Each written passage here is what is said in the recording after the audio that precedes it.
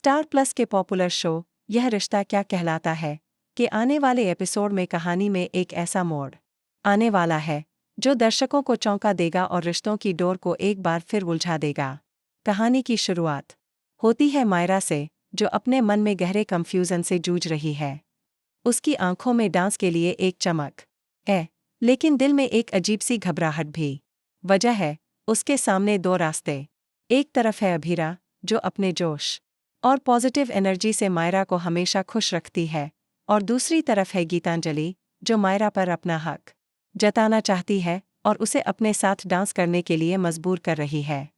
अभीरा के एक्साइटमेंट को देखकर मायरा बार बार अपनी जुबान रोक लेती है।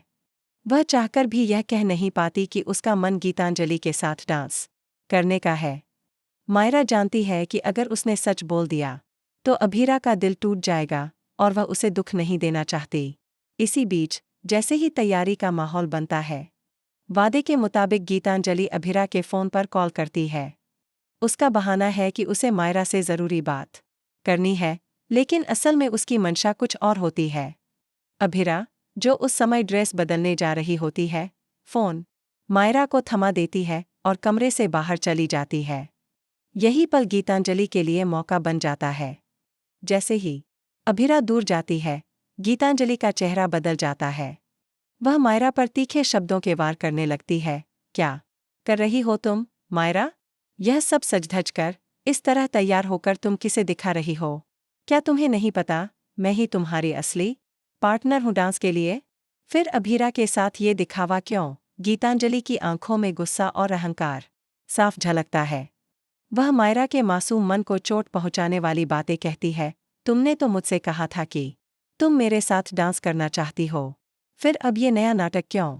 क्या तुम मुझे धोखा दे रही हो, छोटी सी? मायरा इस अचानक के सवाल जवाब से डर जाती है। उसकी मासूम आंखों में आंसू आ जाते हैं।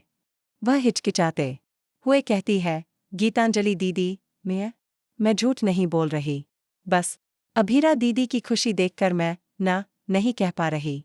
मुझे लगता है कि अगर मैंने मना किया तो वह बहुत दुखी हो जाएंगी। गीतांजलि मायरा की इस कमजोरी को तुरंत पकड़ लेती है और अपने फायदे के लिए इस्तेमाल करने का प्लान बनाती है। उसकी आवाज़ धीमी हो जाती है, लेकिन उसमें चालाकी भर जाती है। तो इसका एक आसान तरीका है, मायरा, तुम्हें सीधे ना कहने की ज़रूरत नहीं। बस इतना करो, जब मौका मिले अभीरा को कमरे में बंद कर दो। अगर वह बाहर ही नहीं आएगी तो वह तुम्हारे साथ डांस नहीं कर पाएगी, और फिर तुम्हें मेरे साथ डांस करना ही पड़ेगा। यह सुनकर मायरा हैरान रह जाती है। लेकिन यह तो गलत है। गीतांजलि तुरंत उसे मनाने की कोशिश करती है। गलत?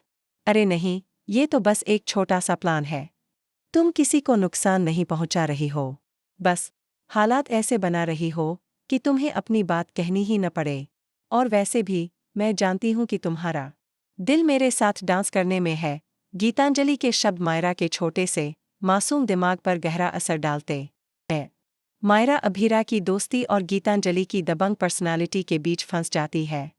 उसका मन बार बार कहता है कि यह गलत है, लेकिन दूसरी तरफ गीतांजलि का प्रभाव और उसकी बातों का जादू मायरा को धीरे धीरे कमजोर करने लगता है। इसी दौरान बाहर हॉल में डांस प्रैक्टिस की तैयारियां जोरों पर हैं। रंग बिरंगे कपड़े, झूमर की रोशनी और म्यूजिक का शोर पूरे माहौल को खूबसूरत बना रहा है। अभीरा वहां मौजूद सबके साथ हंसते बोलते रिहर्सल कर रही है, लेकिन उसे अंदाजा भी नहीं कि उसके पीछे क्या साजिश बुनी जा रही है। मायरा धीरे धीरे कमरे की ओर बढ़ती है। उसके हाथ ठंडे पड़ गए हैं, माथे पर पसीना है और दिल तेजी से धड़क रहा है। वह खुद को समझा रही है, बस एक बार कर लो, फिर सब ठीक हो जाएगा। दूसरी तरफ गीतांजलि अपनी चाल में पूरी तरह से आश्वस्त है। वह दूर से ही देख रही है कि मायरा प्लान के मुताबिक कदम बढ़ा रही है। उसके होठों पर हल्की सी मुस्कान आ जाती है, जैसे वह पहले से जीत का स्वाद चख रही हो। लेकिन कहानी यहीं खत्म नहीं होती। उसी समय हॉल में प्रैक्टिस करते हुए अरमान, जो कि डांस के लिए टेक्निकल सेटअप देख रहा है, नोटिस करता है कि मायरा थोड़ी घबराई हुई है। वह धीरे धीरे उसके पीछे जाता है, लेकिन मायरा को रोकने के लिए कुछ कहने ही वाला होता है कि तभी वहां गीतांजलि आ जाती है और बीच में बात काट देती है। अरमान को शक तो होता है, लेकिन वह कुछ बोल नहीं पाता। उधर मायरा जैसे ही कमरे के पास पहुंचती है, उसके कानों में अभीरा की हंसी गूंजती है, जो बाहर से आ रही होती है। वह एक पल के लिए ठिठक जाती है।